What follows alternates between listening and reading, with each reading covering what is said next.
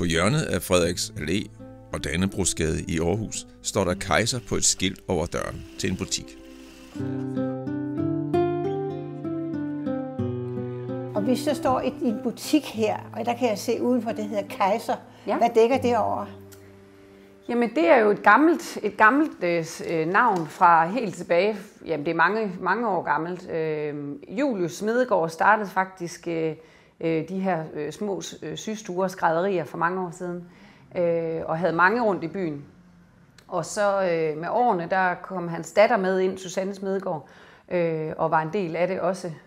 Og da jeg så var færdig på Aarhus Skrædderskole, færdiguddannet, fik jeg arbejde hos dem, og var ansat i 2 år.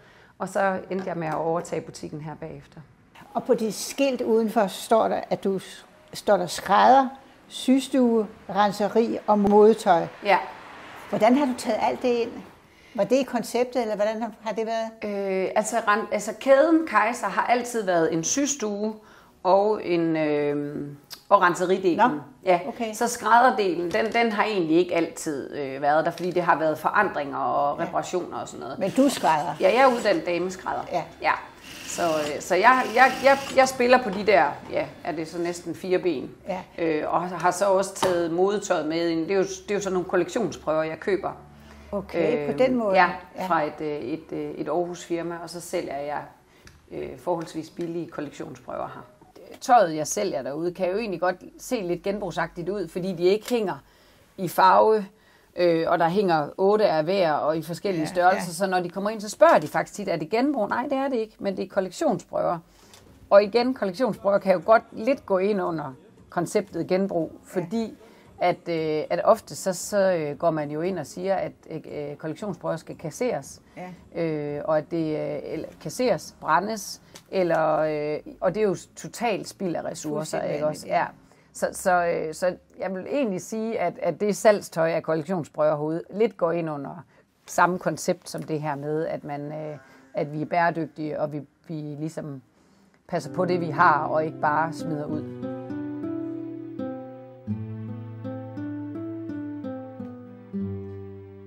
Hvem er det, der kommer her i butikken? Altså, jeg har spændet lige fra de helt unge, altså studerende, og til den ældre generation. Og det er primært den lidt ældre generation, som har været bevidst om det der med at lave hullerne i tøjet og ikke bare smide ud. Når jeg spørger dig, så er det også fordi, vi ved jo i dag, at der er meget CO2-udslip i forbindelse med tøj. Ja.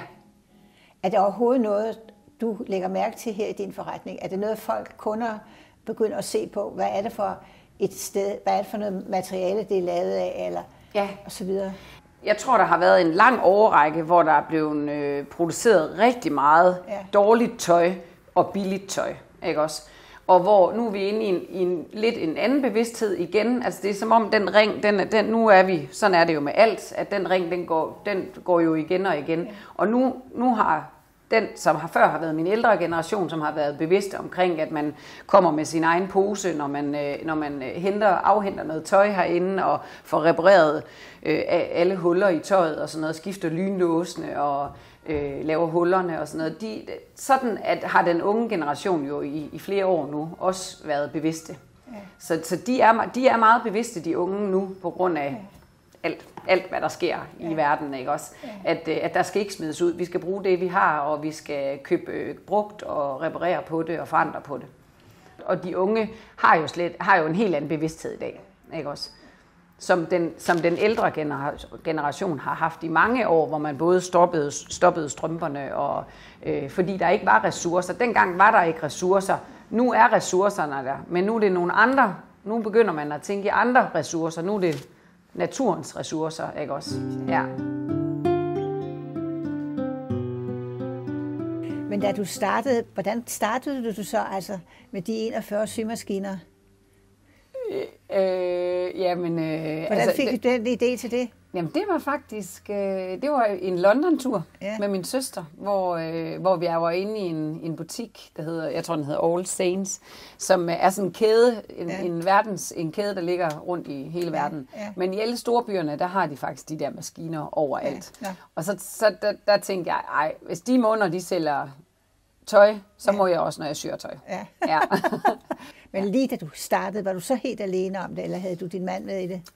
Ja, han var en stor del af det i starten, og vi har virkelig knoklet sammen i mange år. Og vores søn var jo kun et år, dengang vi startede, så vi har arbejdet om aftenen, rigtig meget om aftenen, og boede oven på butikken helt op på toppen. Så vi har simpelthen slæbt IKEA-poser op af trappen og siddet og arbejdet med en god film og en god kop kaffe og siddet til langt ud på aftenen, hver aften i mange, faktisk i flere år. Anna, så sidder vi i hjertet af dit skrædderi her. Det gør vi. Og det her, du bruger mange timer i døgnet, eller hvad? Ja, det er her, jeg er mest, ja. Ved den gode gamle Juki industrimaskine og mit dampanlæg og min blindsningsmaskine og min overlokker. Og så, det er herude, det hele sker. Så viste du mig, da jeg besøgte dig tidligere, samtidig så sad du også udenfor om sommeren? Ja, jeg tager mit strygejern og mit dampanlæg med derud, og så kan jeg faktisk stå derude. Og solen står op solen kommer her klokken 11, og jeg har den til klokken 4. Det er jo fantastisk. Så det er jo sådan lige et ekstra uderum, jeg har. Har I åbent her fra klokken 10 til? Til klokken 17.30. Til 17.30? Ja. Men hvordan klarer du det alene, det her? Nej, jeg har som regel 2 piger ansatte. Nogle gange har jeg bare en enkelt, men også, lige nu har jeg også 2 piger. Og det er studerende piger. Ja. Nogle, der har studie ved siden af, som så kommer og de har 2-3 lukkevagter om ugen og kommer og hjælper til her, sådan så at vi når det hele. Og jeg også har fri lidt en gang imellem. Hvordan klarer du dig så under coronatiden her? Jamen, det var lidt kritisk. Det var faktisk lidt kritisk. Jeg var jo tvunget lukket i 3 måneder. Og igen faktisk en måned, tror jeg det var. Var det året efter eller sådan noget. Så jeg har været tvunget lukket, ligesom jeg lå under kategorien ligesom frisørerne. Så der tænkte jeg lidt i andre baner. Og så endte det faktisk med, at jeg investerede i sådan et mindre keramikværksted, som jeg købte med, hvor jeg simpelthen kan sidde og dreje og ordne selv. Ja.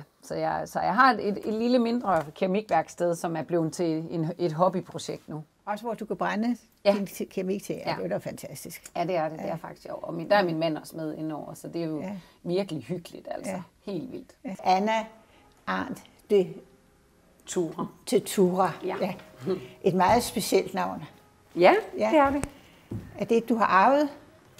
Nej, det er min tip-tip-oldefar tegnede spiret på Vor Frue Kirke. Okay. Og tegnede imitageslottet. Han var arkitekt, men fik så tilnavnet Dø af kongen og blev dermed adlet.